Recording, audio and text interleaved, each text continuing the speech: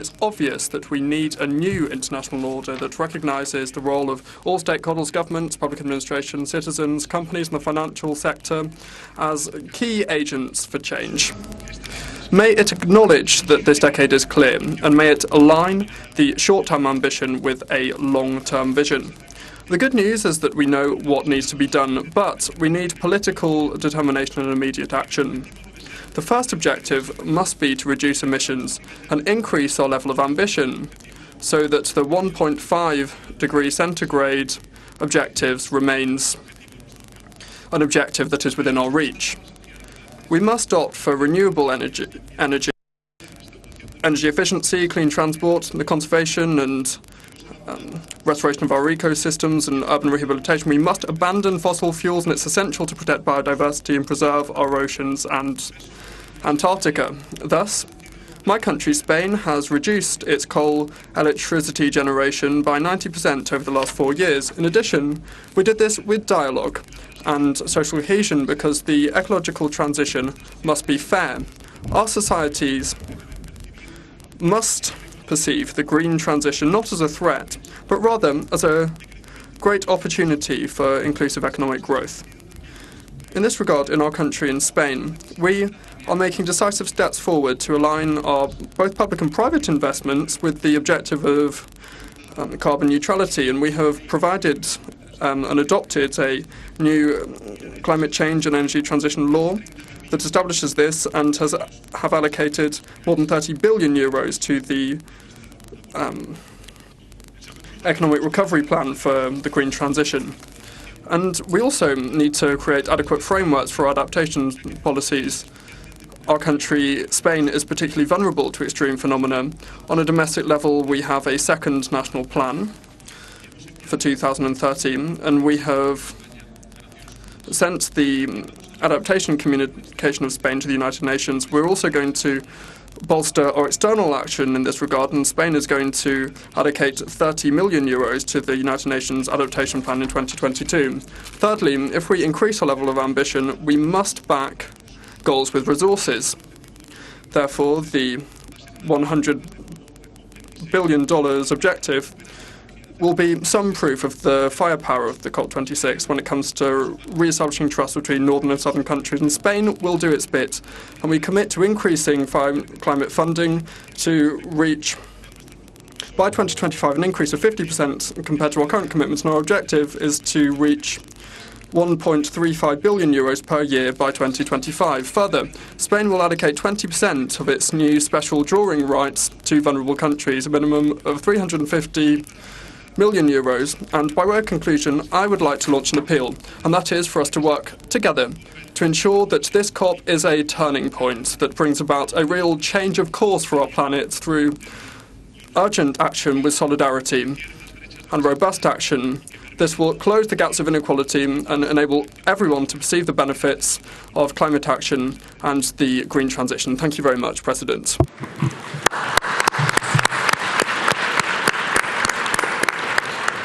Thank you, Your Excellency. It's now my great pleasure to welcome His Excellency Mr. Mohamed Ghazouani, President of Mauritania. Your Excellency, you have the floor.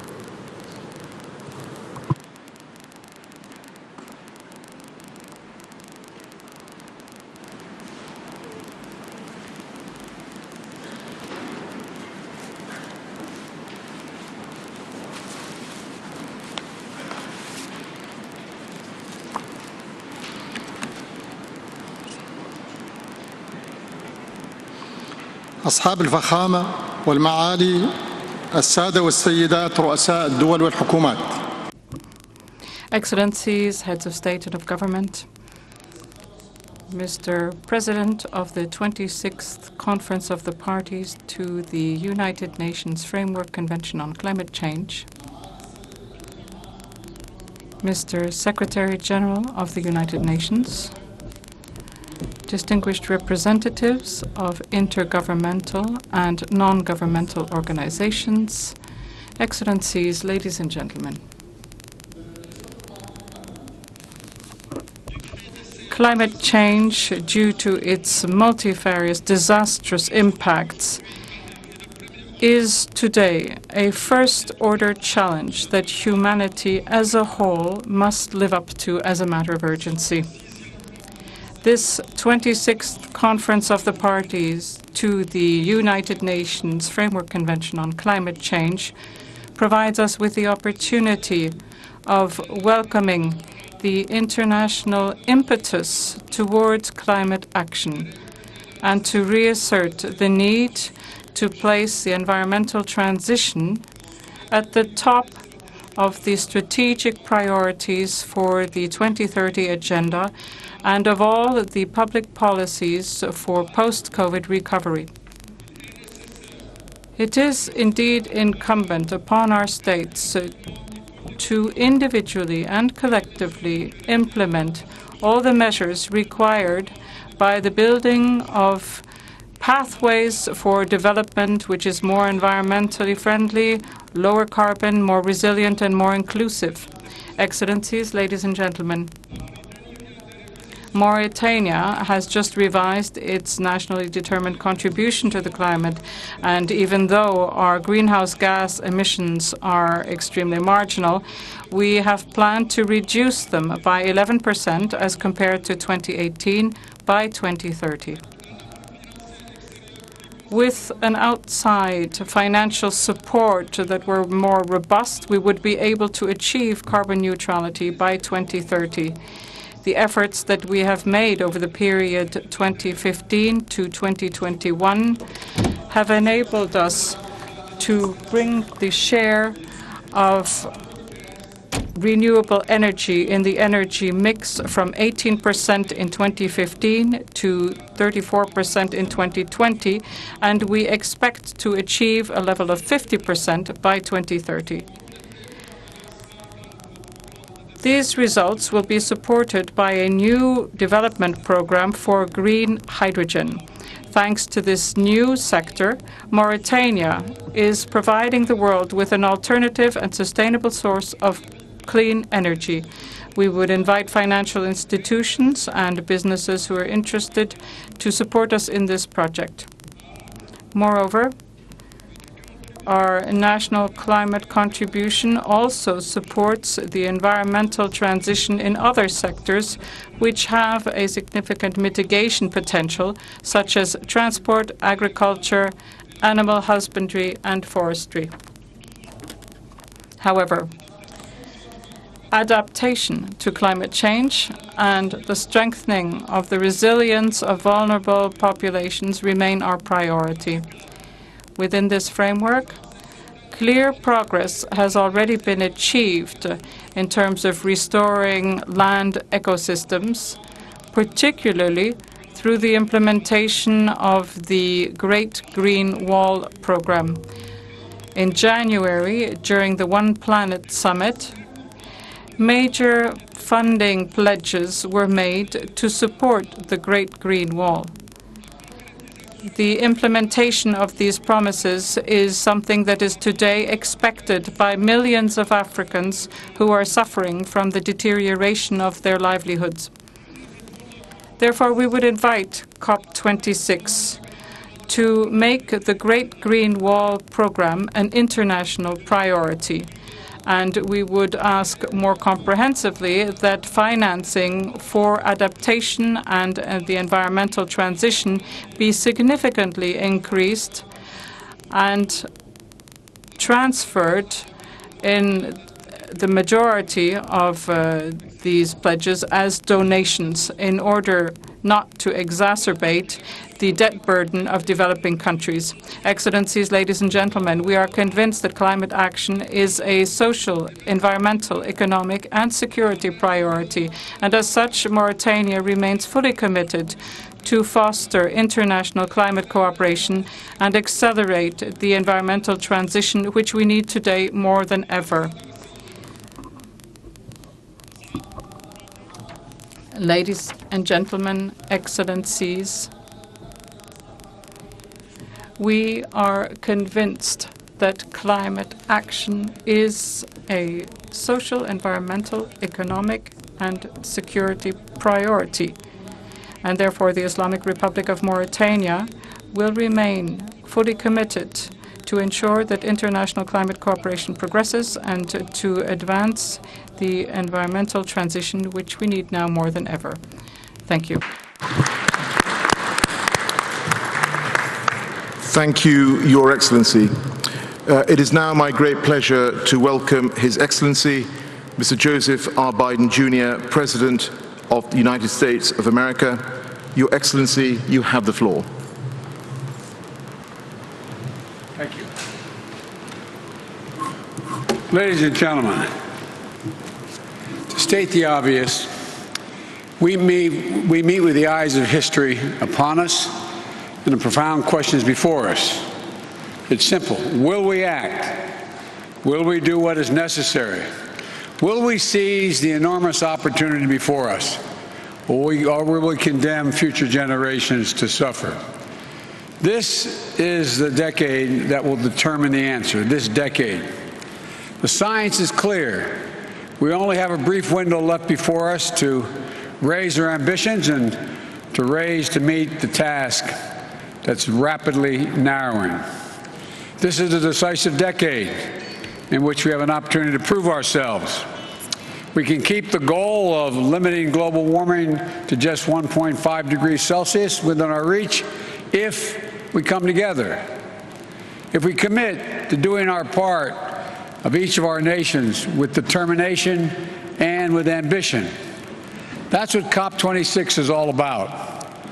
Glasgow must be the kickoff of a decade of ambition and innovation to preserve our shared future. Climate change is already ravaging the world. We've heard from many speakers. It's not hypothetical. It's not a hypothetical threat. It's destroying people's lives and livelihoods, and doing it every single day. It's costing our nations trillions of dollars. Record heat and drought, fueling more widespread and more intense wildfires in some places and crop failures in others. Record flooding and what used to be a once-in-a-century storms are now happening every few years. In the past few months, the United States has experienced all of this, and every region of the world can tell similar stories. And in an age where this pandemic is made so painfully clear that no nation can wall itself off from borderless threats, we know that none of us can escape the worst that's yet to come if we fail to seize this moment. But ladies and gentlemen, within the growing catastrophe, I believe there's an incredible opportunity, not just for the United States, but for all of us. We're standing at an inflection point in world history. We have the ability to invest in ourselves and build an equitable, clean energy future, and in the process, create millions of good-paying jobs and opportunities around the world. Cleaner air for our children, more bountiful oceans, healthier forests and ecosystems for our planet.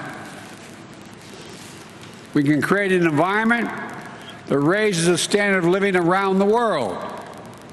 And this is a moral imperative, but it's also an economic imperative. If we fuel greater growth, new jobs, better opportunities for all our people, and as we see current volatility in energy prices, rather than cast it as a reason to back off our clean energy goals, we must view it as a call to action. High energy prices only reinforce the urgent need to diversify sources, double down on clean energy development, and adapt promising new clean energy technologies so we can not only we don't remain overly reliant on one source of power to power our economies and our communities. It's in the self-interest of every single nation. And this is a chance, in my view, to make a generational investment in our economic resilience and in our workers and our communities throughout the world. That's what we're going to do in the United States. My Build Back Better framework will make historic investments in clean energy, the most significant investment to deal with the climate crisis that any advanced nation has made ever.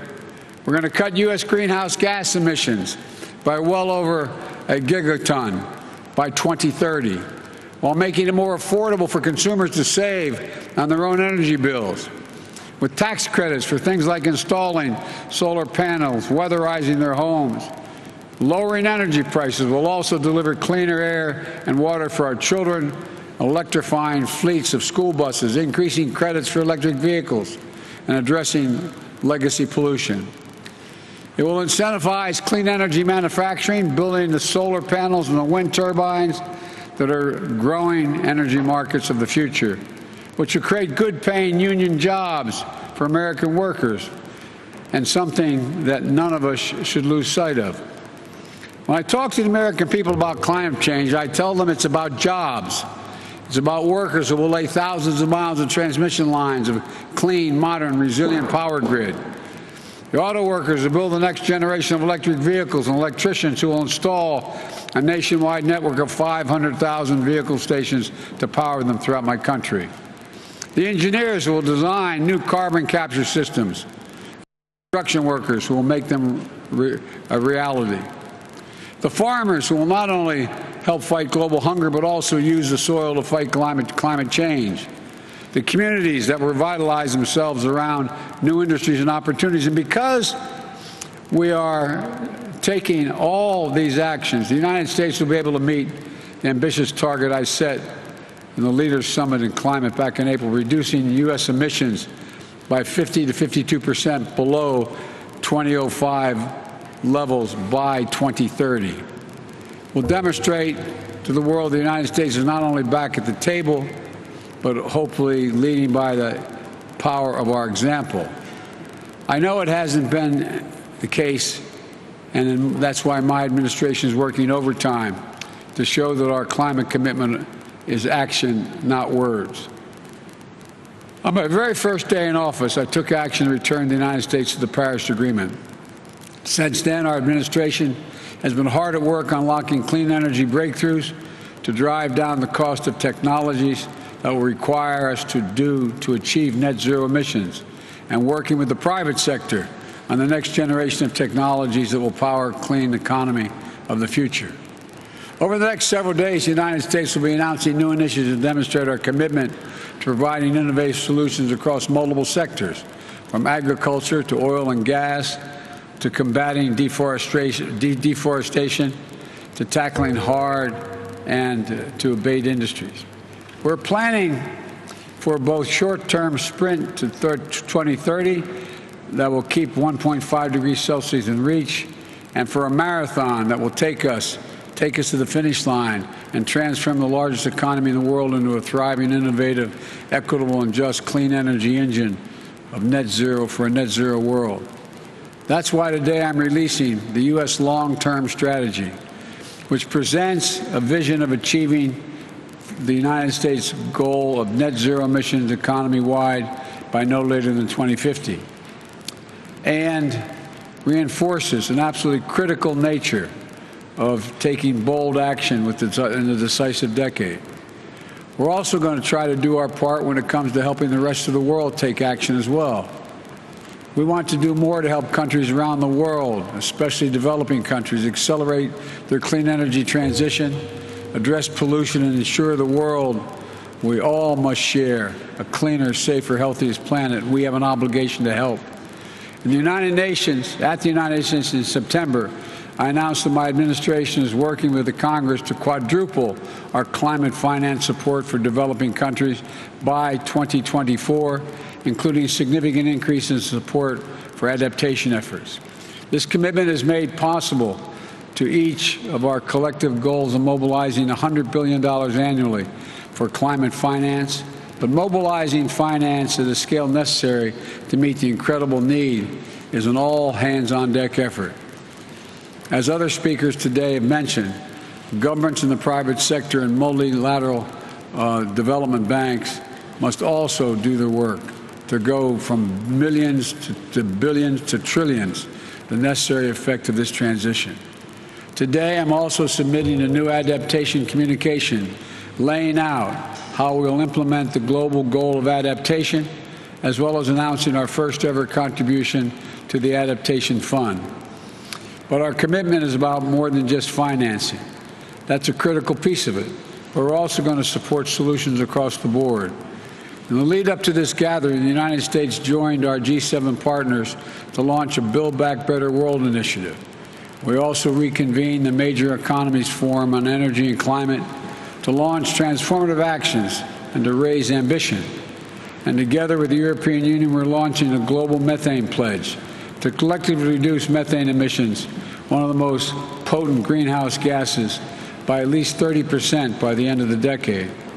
More than 70 countries have already signed up to support rapid reduction of methane pollution, and I encourage every nation to sign on. It's the simple, most effective strategy we have to slow global warming in the near term. My friends, if we're to recognize that a better, more hopeful future of every nation has to do its part with ambitious targets to keep 1.5 degrees and specific plans of how to get there, especially the major economies. It's imperative that we support developing nations so they can be our partners in this effort. Right now, we're still falling short. There's no more time to hang back or sit on the fence or argue amongst ourselves. This is the challenge of our collective lifetimes, the existential threat to human existence as we know it. And every day we delay, the cost of inaction increases. So let this be the moment that we answer history's call here in Glasgow. Let this be the start of a decade of transformative action that preserves our planet and raises the quality of life for people everywhere. We can do this. We just have to make a choice to do it. So let's get to work, and thank you. Those of us who are responsible for much of the deforestation and all the problems we have so far have an overwhelming obligation to the nations who, in fact, were not there, have not done it. And we have to help much more than we have thus far. God bless you all, and may God save the planet. Thank you.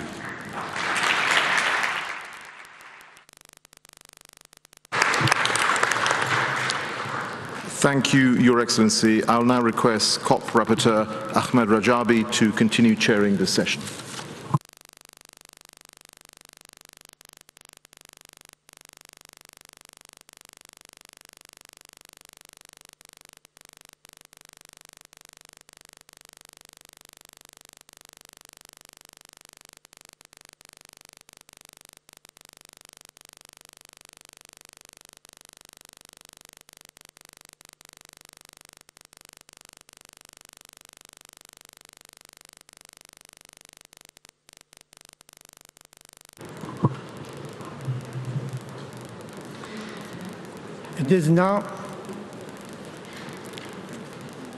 It is now my pleasure to welcome His Excellency Mr. Joko Widodo, President of Indonesia.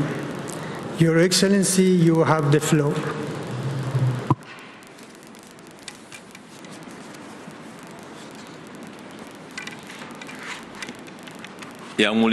Your Excellency, climate change is a major threat to global prosperity and development. Solidarity, partnership, cooperation, global collaboration are key. With its abundant natural resources, Indonesia continues to contribute in tackling climate change. Deforestation rates have fallen significantly, the lowest in 20 years. Rate of forest fires were down by 82% in 2020. Indonesia has begun the rehabilitation of mangrove forests covering an area of 600,000 hectares by 2024, the largest in the world. Indonesia has also rehabilitated 3 million critical lands between 2010 to 2019. The sector, which contributed 60% of Indonesia's emissions, will reach carbon net sink by 2030. In the energy sector, we continue to move forward with the development of electric vehicle ecosystem, development of Southeast Asia's largest solar power plant, utilization of new and renewable energy, including biofuels, as well as development of clean energy industries, including the world's largest green industrial park in North Kalimantan. However, this is not sufficient.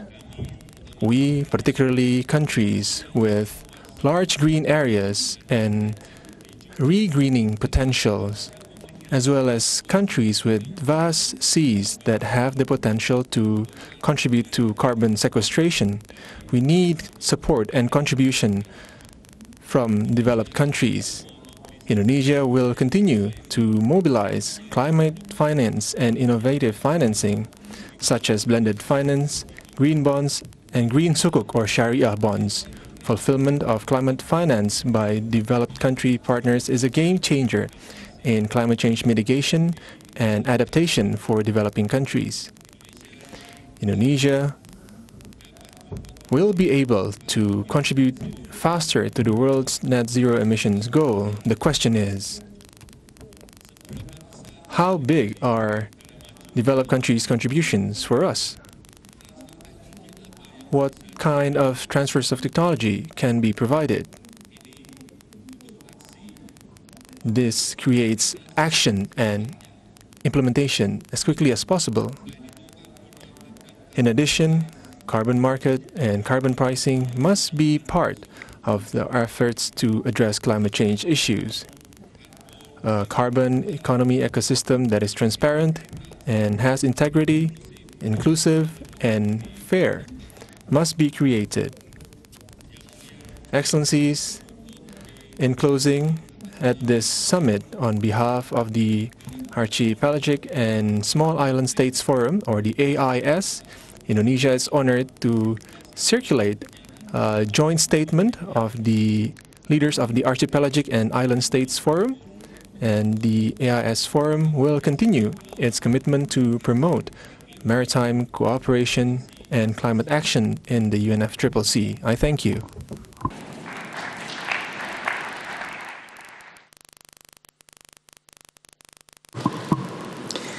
Thank you, Your Excellency. It is now my pleasure to welcome His Excellency Mr. Wawel John Charles Ramkalawan, President of Seychelles. Your Excellency, you have the floor.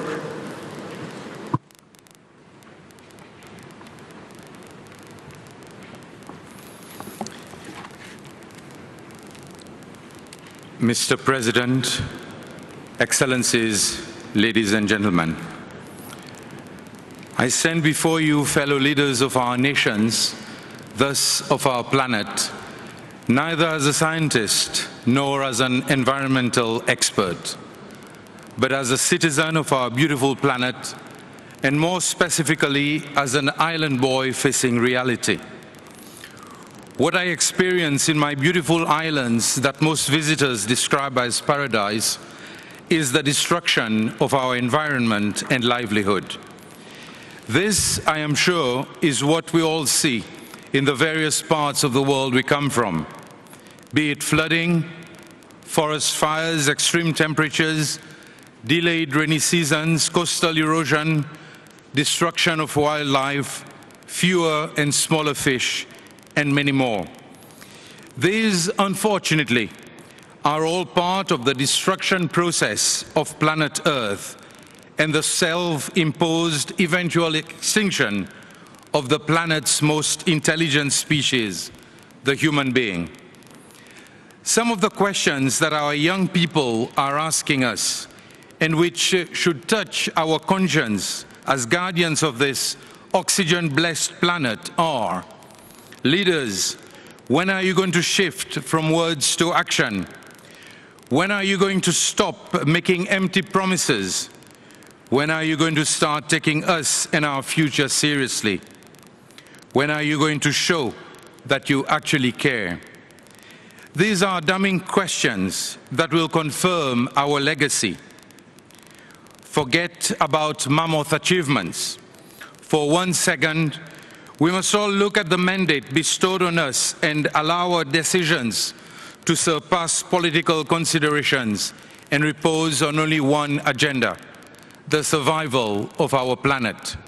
Our people want a better life, and this starts by being alive. Seychelles is a victim. So are other small island developing states. We suffer the effects and consequences of industrialization and climate change. We are already gasping for survival. When I hear the expression rise in sea level, I am scared because it brings home the awareness that my country's granitic islands will lose all the economic activities happening around the coast. And I also realize that the beautiful archipelago of 115 islands that we are today may be reduced to less than 50 as our coral islands disappear, including the Aldabra Atoll, our gift to humanity. Fellow leaders, from the Seychelles, our message is simple. We have to act immediately. The Environment Partnership to Save Our Planet must happen here in Glasgow 2021. Let COP26 be the determining point. Let the change be a real one. Let the paradigm shift happen. May the industrialized nations understand that they cannot continue polluting without reserve. May those who exploit without thinking of tomorrow stop.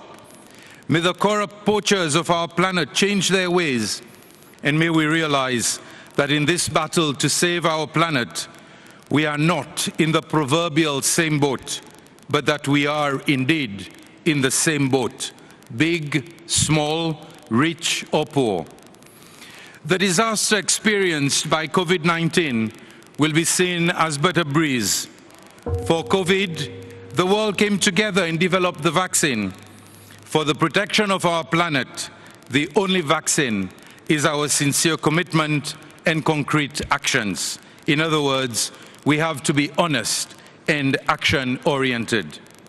I plead with the rich nations to look at the less fortunate ones as equal partners. Can we agree, for example, to put an end to the expression high income earning in order to accept a vulnerability index whereby we will not be measured according to the sacrifice, the hard work, planning, and devotion to serve our people, but rather on how vulnerable we actually are. Seychelles is considered high income, but overnight it lost 75% of its tourism industry due to COVID-19, and the world stopped for my people. This is vulnerability. Can we, the ones who are less responsible for the planet's destruction, but who on the contrary are doing our utmost, like preserving our limited landmass or EEZ, be held generously when we are protecting our coastlines, preserving our disappearing islands, managing seagrass meadows larger than Switzerland, or fighting IUU fishing activities? Our message is, we cannot do it with our limited resources. We need your contribution. We have one mission today, Mr. President, and that is to save our planet. In order to accomplish the task, we have to come together and act immediately. The partnership is for yesterday.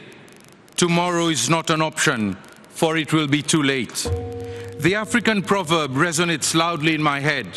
If you want to go fast, go alone. If you want to go far, go together.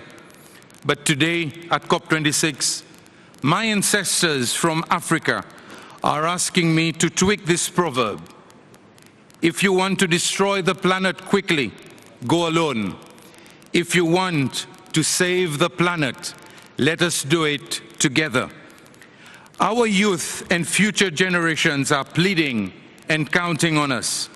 Our children, babies, and Mother Nature herself are telling us loudly and clearly, no hypocrisy, no make-believe, no empty promises, no hot air.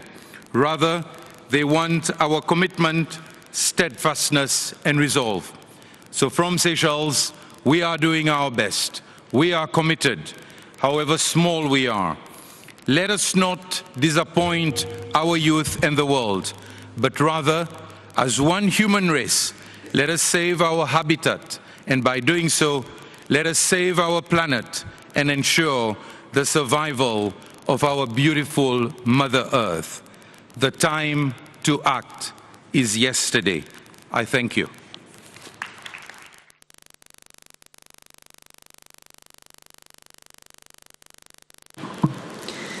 Thank you, Your Excellency. It is now my pleasure to welcome His Excellency Mr. Emmanuel Macron, President of France. Your Excellency, you have the floor.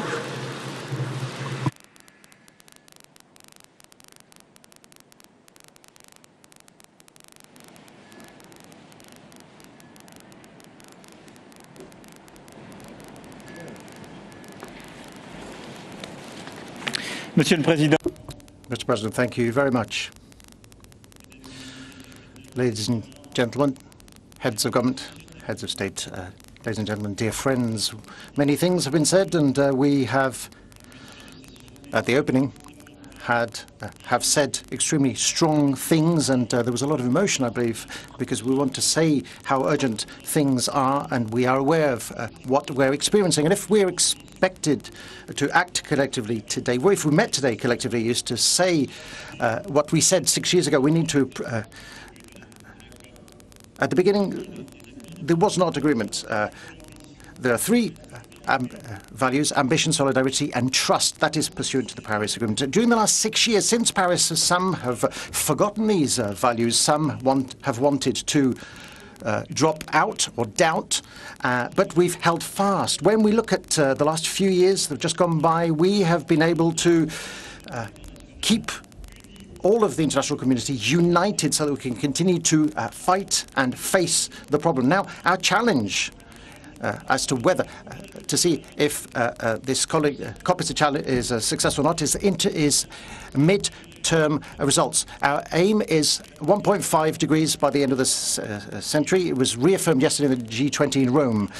We know that today we're not there yet because the September report, the UN report, says that the current trend would leave us to 2.7 degrees. The efforts made in the run-up to COP over the last few weeks are starting to reduce that gap between those two figures. The key of our collective action is that in the next few days before the closure of this COP, we need to have enough commitment to be able to go back to this 1.5 temperature rise rather than us going back to national strategies which decredibilize these objectives. We need to speed up our strategies between now and 2030. That first ambition we need to strategy we need to recover is ambition. This is what carries our national strategies, and the figures speak volumes about this. We all need to have strategies that match the 1.5 increase maximum. That needs to be embodied in our national strategies. In this respect, France, but more broadly the European Union, as well as the United Kingdom, are today ready to meet their commitments. Our challenge is now to implement our commitments, and I do not underestimate the importance or the difficulty thereof. We today have a challenge before us, namely the implementation of the Green Deal at European level of our national strategies, but the figures we have committed ourselves to are those which will enable us to give credibility to this a target of 1.5. So energy transition, economic model transition. This transition must be fair, just, and supported by social decisions. This transition will make it possible also for us to be able to create new opportunities, new jobs through, in particular, deep innovations, the building of new sectors, of new industries and new opportunities. That is what we are doing. That is what we are focusing our efforts on. We're implementing all of this nationally and at European level. But in addition to that, the key of the next 2 weeks at COP is this: the largest emitters whose national strategies do not match our strategy of 1.5 increase. Those countries responsible for most emissions must scale up in the next 2 weeks their ambitions. That would be the only way for us to give credibility back to our strategy and for us to have strategies between now and 2030 which will make it possible for this 1.5 target to be credible. Number two, solidarity. During the pandemic, we've all experienced this solidarity. People have just referred to it. Now, we cannot meet these international challenges unless we are coordinated, unless we act together. The context we're in is a context in which climate change, to a certain extent, is injustice squared. It's the most poor countries in Africa, in the Caribbean, in the Pacific, who are the first victims of climate change. They are those who are very often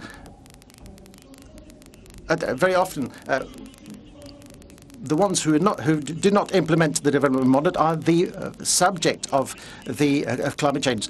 SIDS, indigenous peoples, suffer the effects of climate change. And the second key target of this COP is 100 billion per year dedicated to combat climate change. France and the European Union are now have met their commitment and even exceeded them. Europe is going to spend 25 billion per year. We've raised our France spends over 7 billion per year, over a third of what a third dedicated to adaptation. But all developed economies must now contribute their fair share because the leadership demands us to give an example. If we want to be leaders, we need to give the example. We need to find all means to ensure that the richest countries speed up this financing because we've committed ourselves to put on the table this $100 billion per year between 2020 and 2025 before we put even more on the table subsequently. I would like to appeal to those countries who are not contributing what they should today to meet their responsibilities between now and the end of COP so that we can fulfill this obligation that we undertook in Paris. And if we have to find measures that will correct our course with the IMF, we can mobilize in addition to the G20 agreement, in addition to the special drawing rights, which will thus be used by the poorest countries or the countries of middle income. This is a crucial matter. This solidarity must happen because it makes action possible wherever solutions to reduce emissions exist. A wonderful example was given over the last few weeks with the support we collectively found to help South Africa to reduce its carbon dependence, or coal dependence. To build our strategy on. This agreement shows us that we can meet the challenges of fair, equitable and ambitious transition. The third value I was referring to earlier on, ladies and gentlemen, is trust and transparency. Our youth were invited to join our debates. They want to see us commit ourselves. They want us to follow up. They want things to be measurable. So beyond these commitments, we must follow with rigor and transparency in a common framework what we do. We need to monitor what we do. I'm delighted in that respect that the OECD is launching at COP26 the International Programme for Climate Action, IPAC,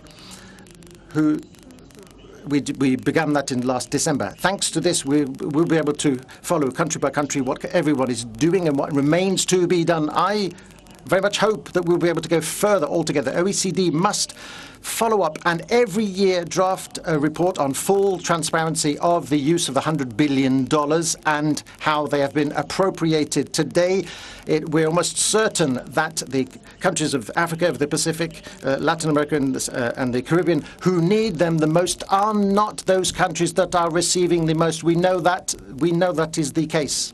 So beyond our announcements, we need to be transparent as to the follow-up, the monitoring of how these $100 billion will be spent. Ladies and gentlemen, I wanted to speak to you about these three values so that this COP can be a success.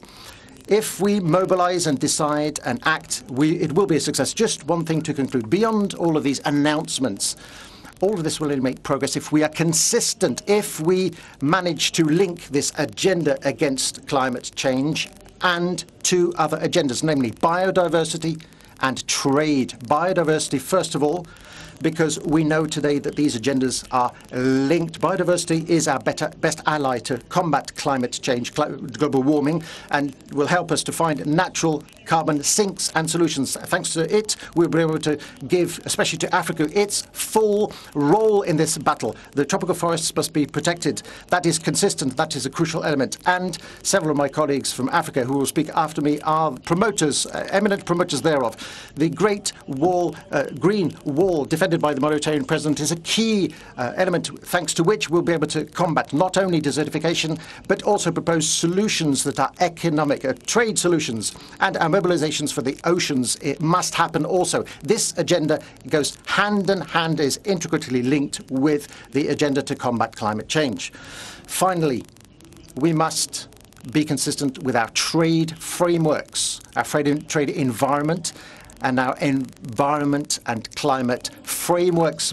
Too many of us here commit ourselves and then sign contradictory trade agreements. We cannot continue to have a planet that we are causing to function according to rules that do not embody at their heart these constraints. Our trade agreements must reflect our climate commitments. The organization of value chains must reflect our climate requirements, demands, and that is why I appeal to people today for us to develop in Africa and in the Caribbean and in South America and in all of these vulnerable regions, solutions and industrial pathways, industries to meet challenges rather than continue to provide solutions that come from the other end of the world and which are built upon our current financial models. Our solidarity through these $100 billion must make it possible for people to develop these industries which are regional economic opportunities. These are the few words I wanted to share with you. It is what we do, it is what we produce, is what we monitor transparently that will give full confidence, trust back to our youth, but which will also allow us to act properly and achieve the results we need for ourselves and for future generations. These are the few elements of my own convictions I wanted to share with you this afternoon. Thank you.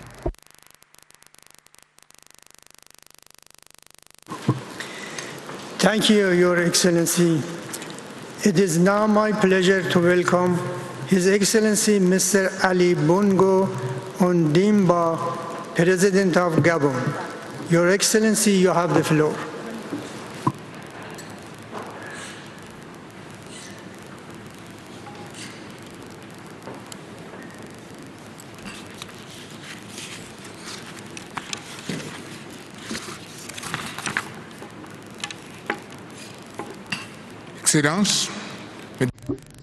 Excellencies, ladies and gentlemen, Winston Churchill said, "You should never turn your back on a danger or try to run away from it. If you do that, you'll multiply it by 2. But if you face it quickly, you will halve it in size." 50 years later, 20 years after Rio, COP26 should mark the beginning of a new age of climate integrity. Our current efforts are insufficient. Our NDCs demonstrate that our emissions will continue to increase between now and 2030.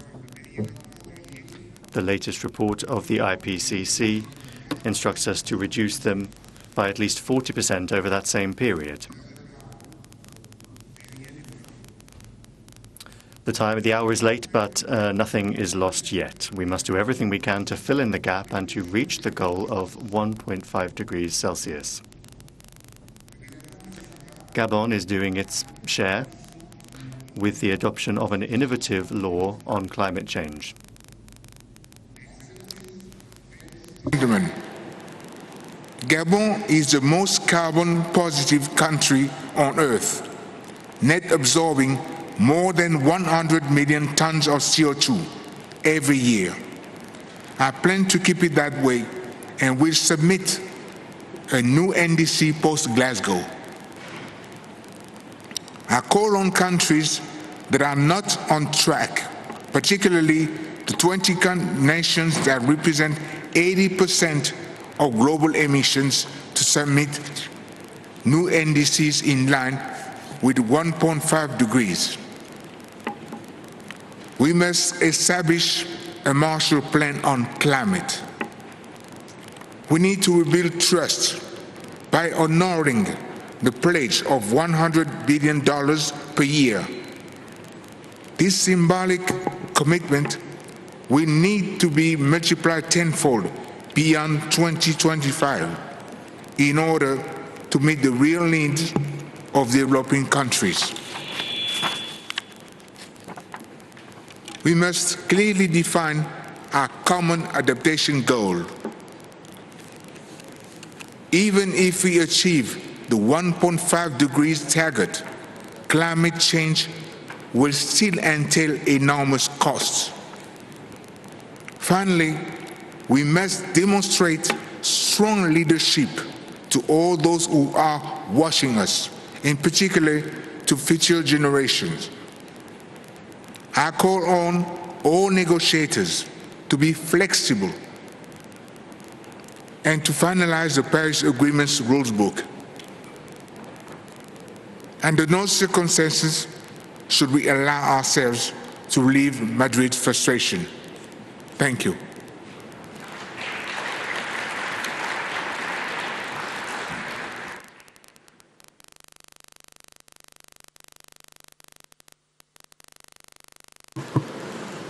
Thank you, Your Excellency. It is my pleasure to welcome His Excellency, Mr. Juan Orlando Hernandez, President of Honduras. Your Excellency, you have the floor.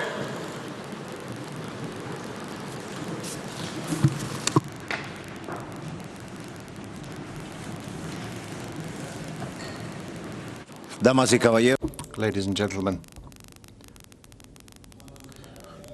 when life is at stake, human life that is, and the life of our planet, then we have this saying which is relevant to us. And this saying is, hope is the last thing that we lose. I wouldn't want this event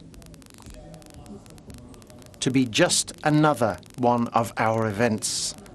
We need results today, not tomorrow. In my country, Honduras, since the 70s, or between the 1970s and 2020, there were 82 natural disasters that were recorded, out of which 67 were climate change induced. According to ECLAC, the Economic Commission for Latin America and the Caribbean, it's a UN body, these disasters are unprecedented, and it is because of climate change, and they have caused losses of $6 billion. And what is even worse than that, 22,000 people have died as a result of them. 11,000 have disappeared.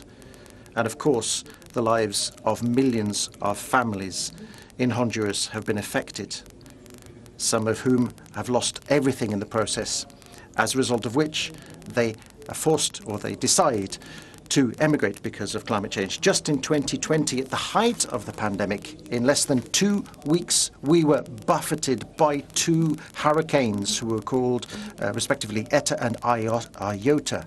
As a result of the ravages of these hurricanes, that's notwithstanding the terrible effects of the pandemic, the loss and damage was $2.1 billion, which amounts to 9.2 of our own GDPs. And that's not me saying it. It's the Economic Commission for Latin America and the Caribbean of the United Nations saying it.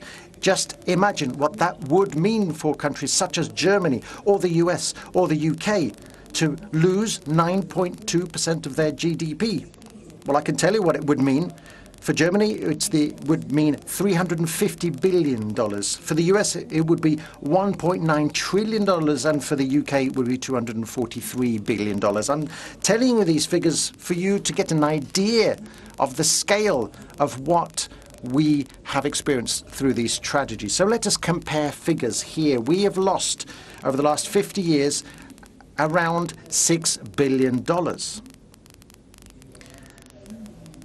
And we're expected to receive, in exchange, a pittance from these discussions. Is this fair, is my question? Where is the environmental compensation that the international community has promised so often. We're also affected by droughts. Between 2014 and 2021, drought generated annual economic losses of $453 million, which is the equivalent of 1.7% of our GDP, which has given rise to food insecurity and nutritional insecurity, which we need to solve regularly. We need to deal with it regularly. How can we, therefore, prosper as we wish if every year our economic progress and social development are both devoured by the environmental emergency? And what is most frustrating is this. It is to come to these summits and many others and to see that things remain either unchanged or get worse. So I wonder, I'm wondering to myself today, why are we here? Why do we come to these climate summits and we talk about theories, but we never see concrete results? The G20 in Rome recently worked out that the richest countries of the world produce around 80% of the global CO2 emissions or environmental pollution emissions. However, Honduras suffers the effects of this pollution. We are one of the 8 most vulnerable countries of the world that is vulnerable to climate change. Let me be clear about this. We are not adding to global pollution, and yet, and we suffer the effects thereof. And we have some of in the region the most nature reserves. Now, with our nationally determined contributions, we have been ambitious. But I have faith and I have hope. I have hope that these major events will no longer be organized just to look good to the international community and to the peoples of the world, because now is our last opportunity. Our last opportunity for this summit to be something actually effective. Fewer words and more actions. Once again, as we say in Honduras, hope is the last thing to go. More so when what is at stake is the life of the planet and the life of human beings. Our government is doing its utmost through public investment in climate of around almost $2 billion a year, only 5% of which comes from loans or grants. Honduras, through its Sustainable Development and National Plan for Reconstruction and Sustainable Development, is considering a multiple dam national program to combat floods, but also to provide drinking water and to produce energy for our citizens. We are also building over 5,000 homes for the families who have been displaced and who are being replaced, reallocated in safe places. I could go on and on about what we are doing, but I would just like to conclude by saying the following. As far as climate change is concerned, the outcome must happen today and not tomorrow. There is no more chance for that to happen. And in Honduras, we're not just thinking about the future of our sons and daughters and grandchildren. For 20 years now, we have been losing lives. Including last year, we lost lives. This year, we have lost lives. Time is running out. So please, may these 2 weeks be productive. Once again, I have faith and I have hope that it will be the case. Thank you very much. Thank you, Your Excellency. It is my pleasure to welcome His Excellency Mr. Uhuru Kenyatta, President of Kenya. Your Excellency, you have the floor.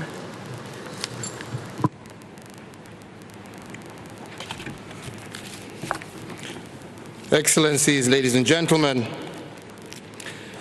a key priority during Kenya's tenure at the United Nations Security Council is to amplify the voice of Africa and the Global South in building a compelling case for the nexus between climate change and security.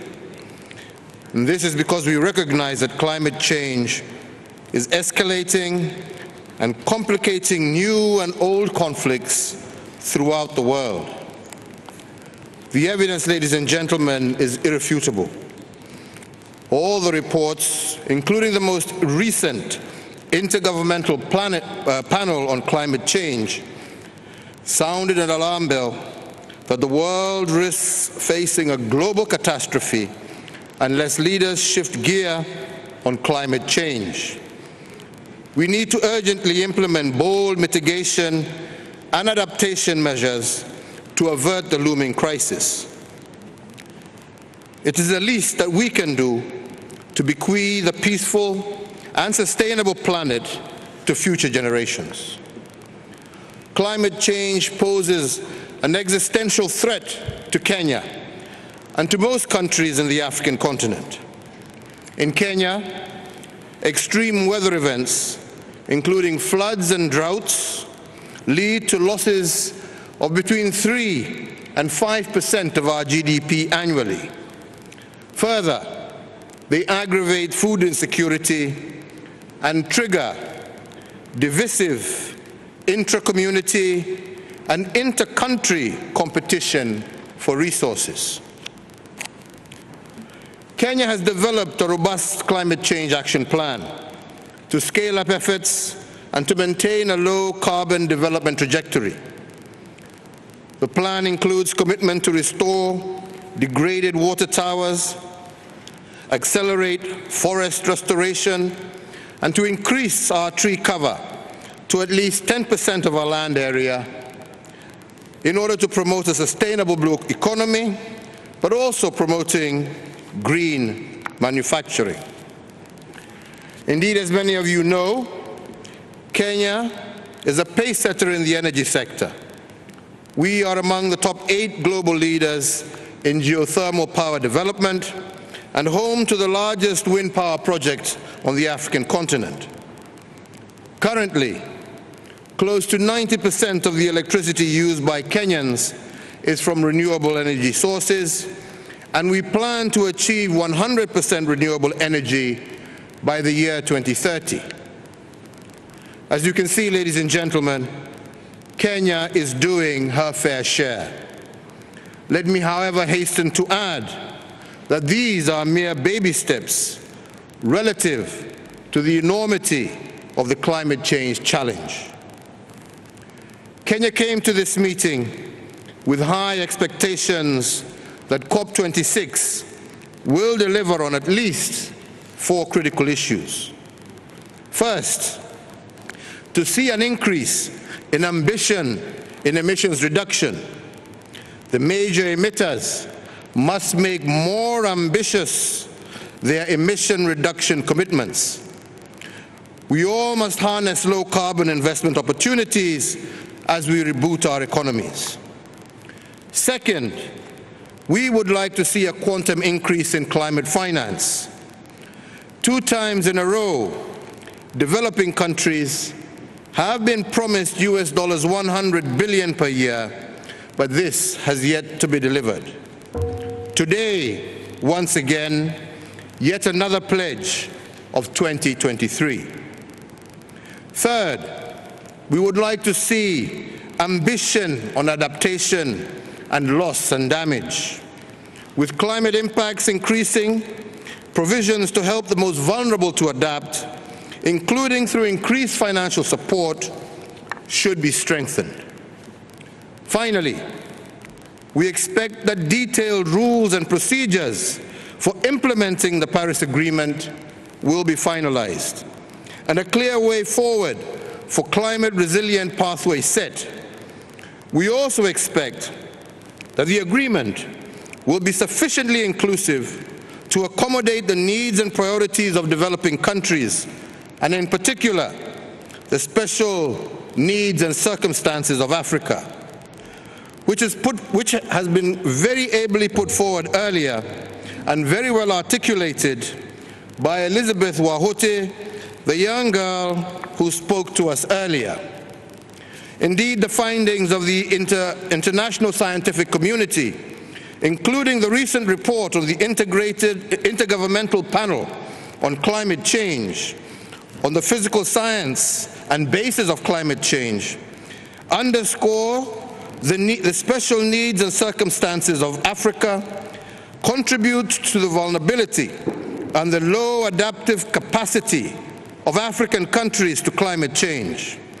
The IPCC further notes that even with scaled-up global climate action, it will not be possible to avoid and to reduce all loss and damage from the impacts of climate change, and that by 2030, the economic costs of loss and damage in developing countries is expected to be between US dollars 290 billion and US dollars 580 billion. Throughout Africa, as the most vulnerable continent to the impacts of climate change, countries are already experiencing loss and damage of an increasing magnitude and frequency. We are therefore deeply concerned to hear that yesterday, during the adoption of the agenda for this conference, the item on the special needs and circumstances of Africa was yet again not adopted. And we expect the COP President to undertake extensive and comprehensive consultations and address the special needs and circumstances of African states, and indeed report back to us before the close of the session of the conference. In conclusion, ladies and gentlemen, our own Kenyan Eliud Kipchoge, the greatest marathoner of all time and our climate champion, and who will be attending this conference, has demonstrated to us that in a race against time, no human is limited. We have the means and the ability to protect our planet from climate change-related destruction and to secure peace and stability for all. What we need now is to recognize that we are in a race against time, and we need unanimity of purpose. We need bold and unwavering political commitment to achieve the 1.5-degree pathway. I thank you for your attention. Thank you, Your Excellency. It is my pleasure to welcome His Excellency Mr. Volodymyr Zelensky, President of Ukraine. Your Excellency, you have the floor. Thank you very much.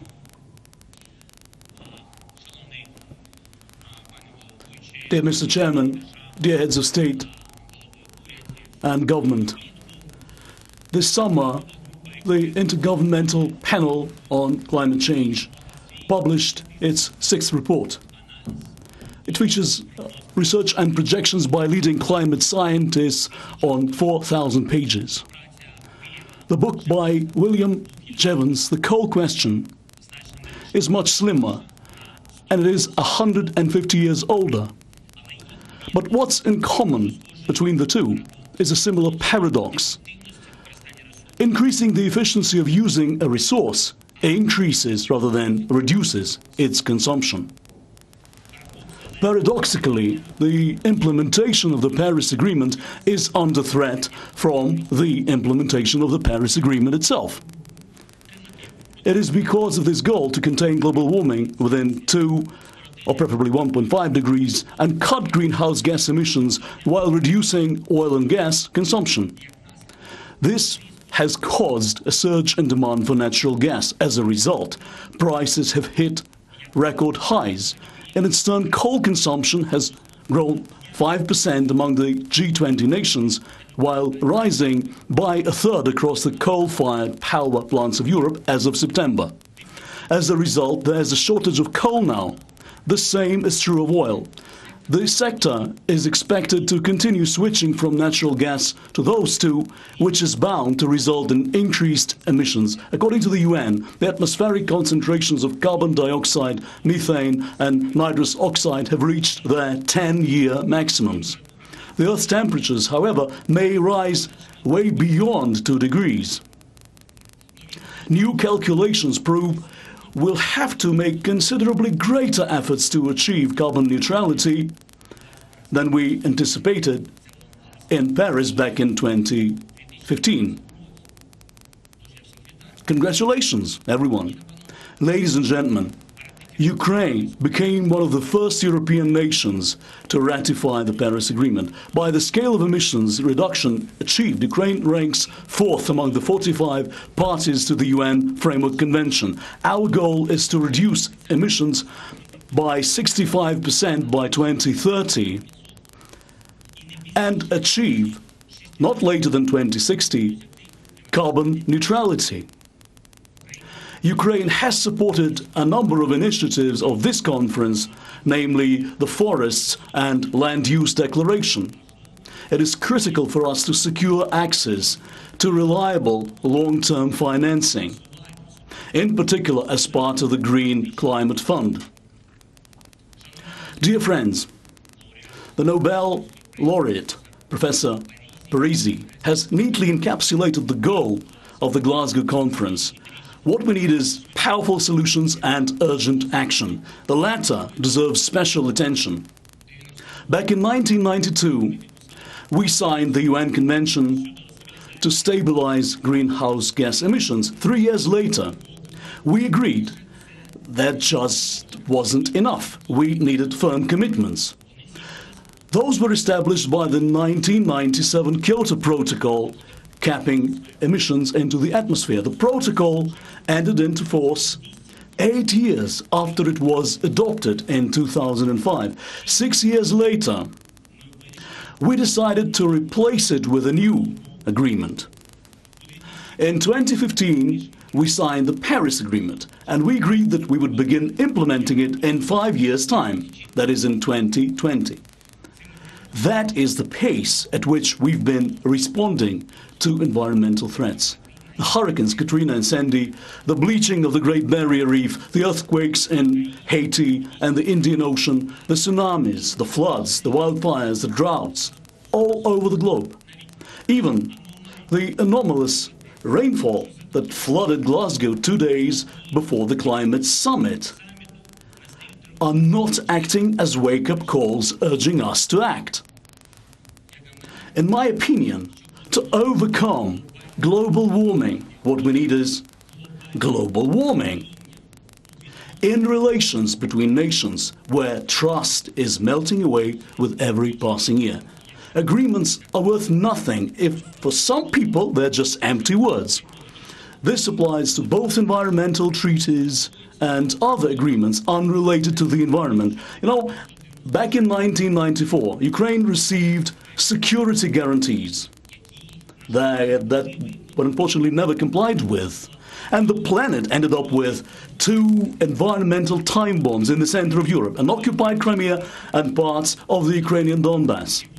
A peninsula, Crimea, with unique flora and fauna, has been turned into a Russian Navy base. And in parts of the Donbass, we've seen mines flooding, soil erosion, and a dearth of potable water. And this is happening as we speak. This is a shared threat for the whole world. In these times, a disaster, wherever it may strike, I'm confident affects us all. This is best exemplified by the explosion at the Chernobyl nuclear plant, from which not only Ukraine suffered, but dozens of countries all over the globe. This tragedy proves yet another truth.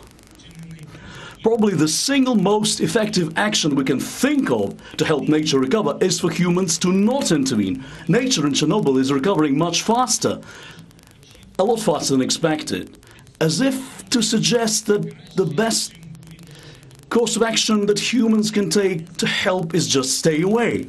Well, we shouldn't, of course, take it literally and do nothing. We could give up, though. Then we'd have floods and fires every week. We would only swim in the sea wearing a Class A suit and spend the rest of our lives wearing a face mask while only getting rations of drinking water at weekends and food grown on non-toxic land only at Christmas or special occasions, while the average life expectancy globally would drop to 25 or 30 years. Perhaps this would be mankind's fair retribution for us, for those who have forgotten that this is our planet, and for those who have forgotten that that is not our planet. This is the planet of the polar bears, of the tigers, pandas and koalas, of the whales and the sharks. They cannot hold their own summit. They cannot decide to abandon plastics or reduce CO2 emissions. They can't do any of that. It's only up to us to rectify this. It is the causes, in my opinion, that should be addressed. Not the symptoms. We shouldn't change the principles of production or use of mineral resources, but global thinking, global behavior, priorities of world politics and of each individual state. We must measure not only economic growth, but first and foremost environmental progress and development, not GDP growth or inflation rate, but above all the purity of air, water and soil. We need to view any geography not as a potential market for goods and services, but as a habitat, a home for thousands of species of flora and fauna. To be proud not of new makes of machinery, or not as much of the fact that we're creating something, but of the fact that we are preserving something important. A lot has been said. It's time to move from talking the talk to walking the walk. Quickly, without delay, together without exceptions. Thank you for your attention. Thank you, Your Excellency. It is my pleasure to welcome His Excellency Mr. Abdel El-Sisi, President of Egypt. Your Excellency, you have the floor.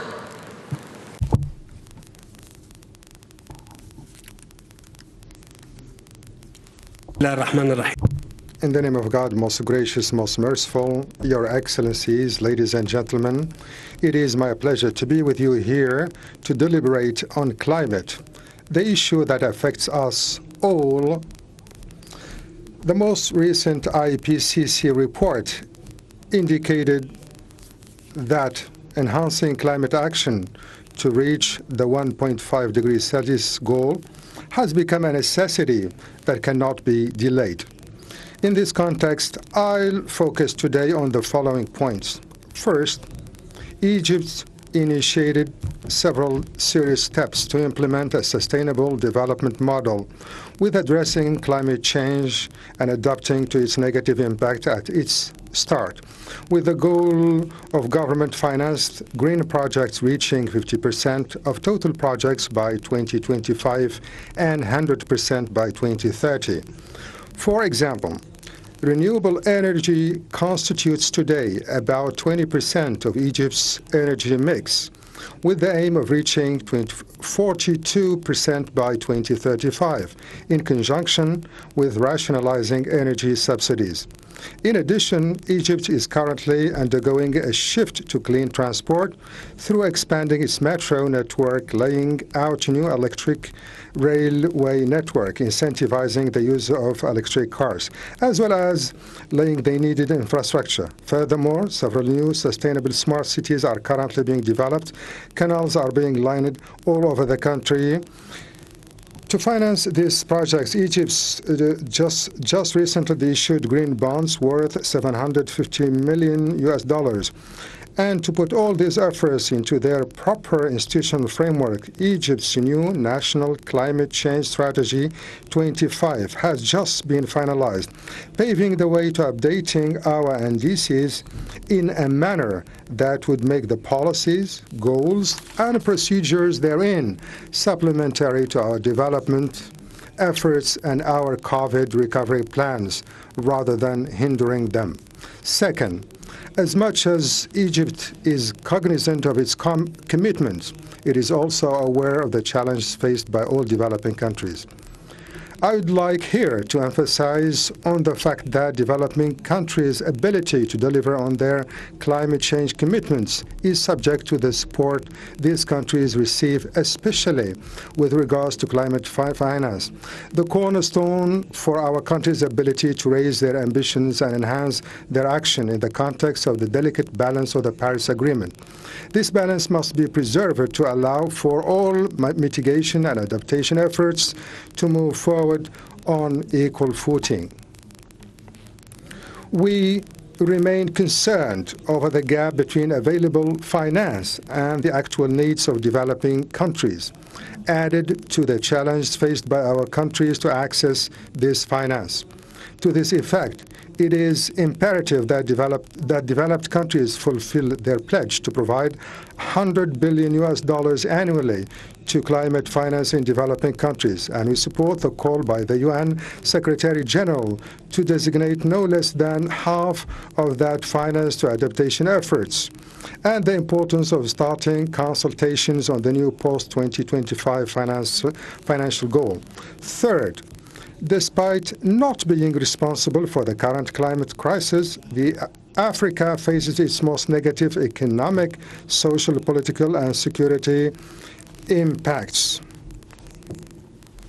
Nevertheless, African countries are an example of serious climate action insofar as its capabilities and the support it receives. To this effect, Egypt calls for a special treatment of the African continent under the Paris Agreement implementation with respect to its special circumstances and the numerous challenges it faces. Ladies and gentlemen, I am confident that the results of this summit will reflect our political commitment to addressing climate change and adapting to its negative impacts. I am also confident that this will resonate with our delegations as they embark on negotiating the issues on the session's agenda, motivating them to reach positive results. I would also like to welcome the Glasgow Breakthrough Agenda and the reports it will produce, and reiterate our support to the British presidency of COP26. We intend to work with the UK in the weeks and months ahead, leading to COP27, which we look forward to host on behalf of the African continent in Egypt. We will work throughout our presidency towards enhancing global climate action and reaching the goals of the Paris Agreement for the benefit of the people of Africa and the entire world. And thank you very much. Thank you, Your Excellency. It is my pleasure to welcome His Excellency Mr. Stevo Pendarovski, President of North Macedonia. Your Excellency, you have the floor.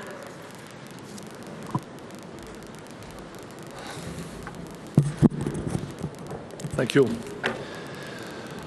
Your Excellencies, dear friends, with the pandemic still dominating the world's agenda, we should not underestimate one of the greatest systemic risks ever posed to the humanity. Scientists say there might be only 1 decade left for the world to fundamentally redesign its development paradigms, to change our habits and construct our economies on a sustainable basis.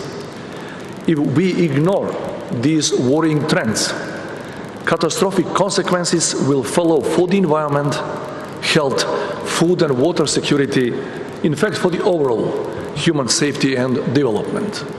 So what we promised in Paris, we must deliver here in Glasgow. As EU candidate country ready to start negotiations, North Macedonia has already been transposing European climate acquis in its national legislation. By supporting the European Green Deal, we are committed to do our share in turning Europe